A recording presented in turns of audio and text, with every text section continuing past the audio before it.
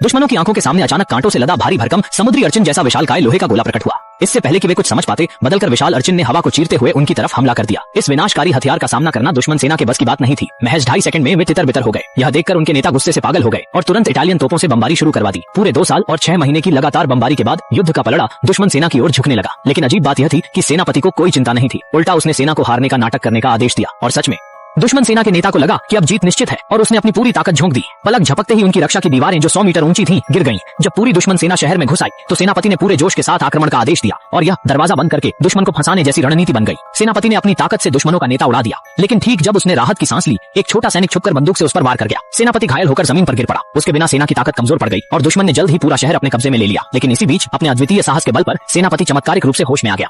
बदला लेने के लिए उसने 800 साल तक तलवारबाजी का अभ्यास किया और मानव और तलवार का एकाकार रूप प्राप्त किया। फिर वह अकेले दुश्मन के मुख्यालय घुस गया और दुश्मनों को चकरा दिया। केवल 2.5 सेकंड में उसने सारे सैनिकों का सफाया कर दिया। अपनी हार करीब देखकर दुश्मनों ने तुरंत बैठक बुलाई और मुकाबला करने का नया तरीका निकाला। उन्होंने उसके पुराने साथियों को पकड़ लिया ताकि उसे अपनी जगह से बाहर निकलने पर मजबूर कर सके। पर वह पहले ही उनकी चाल समझ चुका था और रात को ही दुश्मनों के मुख्य ठिकाने में घुस गया।